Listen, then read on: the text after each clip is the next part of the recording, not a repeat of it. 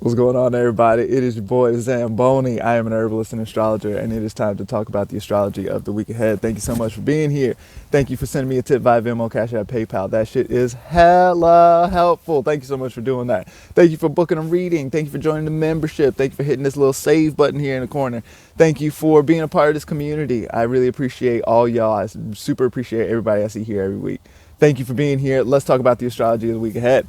So we are moving into March now, first week of March, and we got big Pisces things going on. Shout out to the new moon in Pisces on Wednesday, March 2nd. So Wednesday, we got the new moon in Pisces. Now, that is the moon and the sun are conjunct in Pisces. That's what a new moon is. The new moon is when the sun and the moon are conjunct. They are in the same space.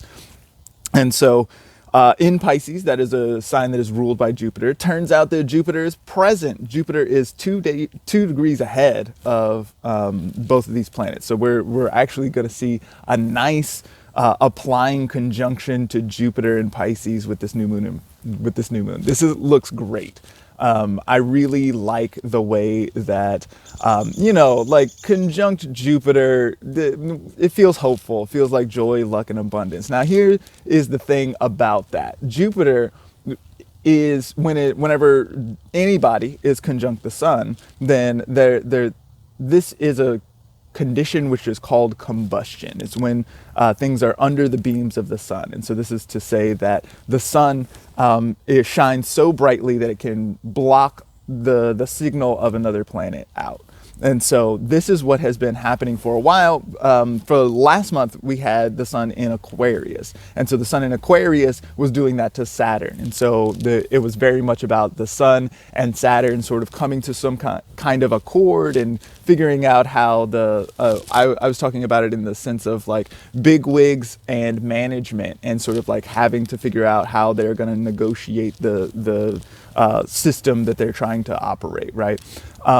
As the sun moves out of Aquarius and into Pisces, then Saturn has now come out. And so you can actually see Saturn in the sky now. Saturn actually rises in the morning time now. So that's pretty fun. So if you're an early riser, it's well worth going out there to check out Saturn, especially in the early morning when because Saturn is kind of dim. So that's a nice thing to do. But what's happening now is that the same thing is going on with Jupiter. So sun in Pisces is with Jupiter and kind of drowning out that Jupiter signal a little bit. So the sun and Jupiter, they're friends. They like to hang it out. Whenever I think about sun Jupiter stuff, I sometimes think about like overindulgence can be a thing, especially with Pisces. Pisces really is known for a certain bit of indulgence or escapism or something like that. And so the sun is just kind of buoyant and just kind of like a lot in the first place. It's the brightest object in the whole world. It outshines everyone, right? So the sun and Jupiter together can definitely be a lot of fun. And so I like that feeling about this new moon. And actually, I'm going to be doing a talk on that day, on Wednesday, March 2nd. I have a talk where I'm going to be talking about Mercury. So shout out to Nadia Shaw for putting me on, and Synchronicity University. All of that is linked up in the bio, of course. But I'm on that day, it's a really good time to really think with hope, opportunity, and joy at its roots, So like, let's think with, for a second, hope. So, as the sun, it's a little bit like a new Jupiter, right? Not a new moon, but a new Jupiter, right? So the sun is going to come in and begin the cycle of Jupiter. Now, Jupiter only comes to Pisces one time every 12 years. And so this is a longer cycle, and Jupiter is in Pisces in its own sign. And so this is a really good moment for us to really think with the Jupiter stuff, the very roots of the Jupiter things: hope, opportunity, joy, luck, abundance. What are these things? Where do we find these things, especially in a world where we've got a lot of difficult stuff going on, right? Because we've got this new moon, which is conjunct Jupiter. That's great. Love it, right? But that's not the only thing that's happening that day. At the same time, we've got Mercury exactly conjunct Saturn, right? So Mercury, that's our communicator, the news bringer, and that sort of stuff. The talk that I'm going to do on this coming Wednesday, March 2nd, is on Mercury, actually. And so we're going to be sort of like getting this Mercury Saturn, like, so if Saturn is difficult, conflict, problems, obstacles, Mercury is the communicator, then we get, it's like bad news, right? Or difficult news, hard news shows up at that time. This could be a situation where some kind of like reprimand comes from an authority figure or something like this, right? Some kind of like big boss type or manager type, gets in somebody's face about something, and so that's happening at that moment. And then at the same time, Mars, Venus, and Pluto are all conjunct at 27 degrees of Capricorn. So all this Capricorn stuff that we've been talking about for months and months, right? We had Venus retrograde in Capricorn. When did that start? In December.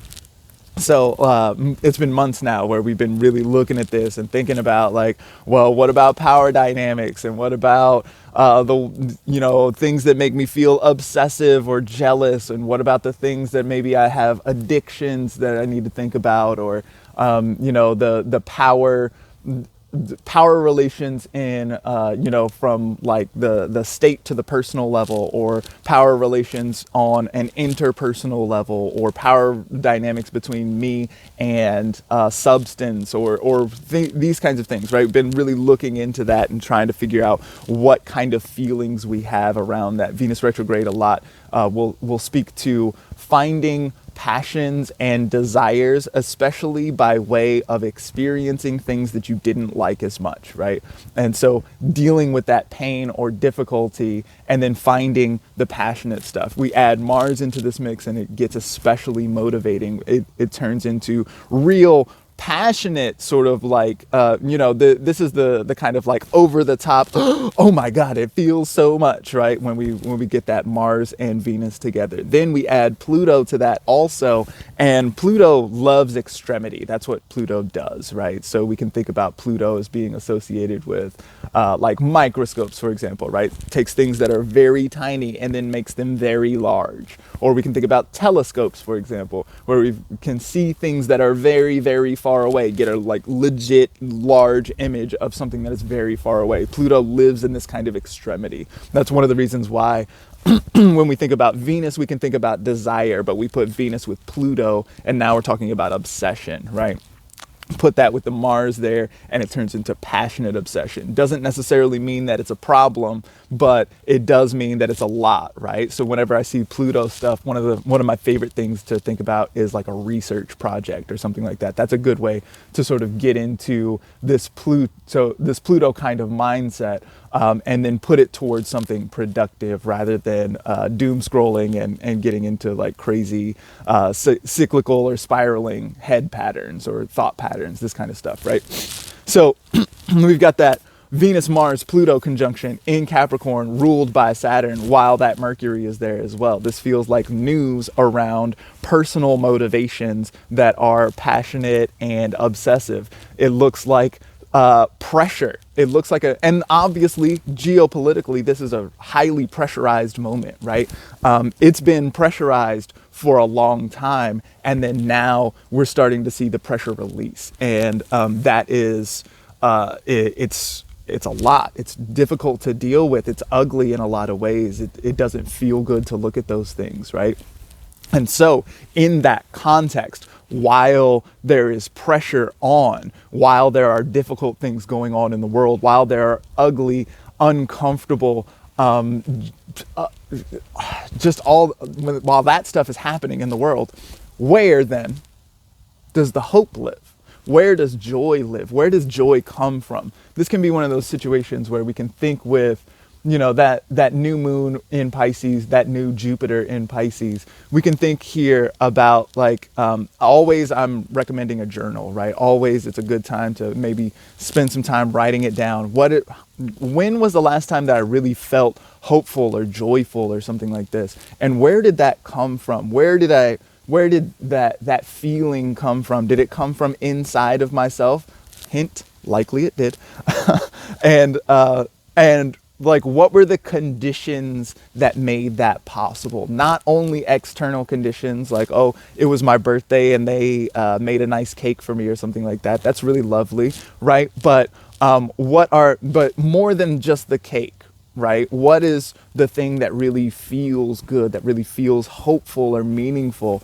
Also, this is a really good time to look at where Pisces is in your chart. Is this in your first house? And so this gives you a good place to think about your sense of self and your character and who you are as a person and how you want to like go about bringing good news to the world, for example. Or maybe it's in your seventh house and you're having an opportunity to really look at ways to be connected to and engaged with partners or relationships or something like this, right? Wherever this is going on in your chart, then you can sort of take a look at those house topics and get an idea of how to begin a new cycle, which goes on for 12 years, which will then sort of like, give you some insight as to where the joy lives for that period of time, right? And so this is one of the more important things that we need to remember during this time is that pressure is on. It is difficult out here.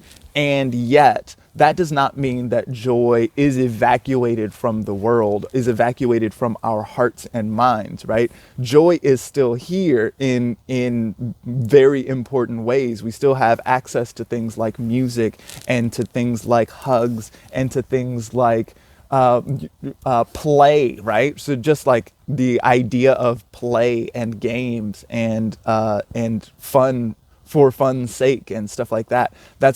These kinds of things still exist in the world, even when the world is in such wild upheaval, right? And so there's something really, really important about engaging that in a both and kind of way at this time. So it's a very interesting moon, and one of the ways that I look toward doing that is by really engaging story and narrative and the like ways of telling one's own story or ways of telling stories in life, and sort of coming to new and unique ways of engaging that and coming to one's own personal sovereignty and power via doing that. And so that's going to actually be what my talk is about on Wednesday. So that'll be fun. I hope to see you there at that event. As always, thank you for being here. Thank you for checking it out. Thank you for sending me a tip. Thank you for all of those things. I super appreciate all y'all. I hope this has been helpful for you, and I look forward to seeing y'all next time. Also, I look forward to seeing you on Wednesday. Bye.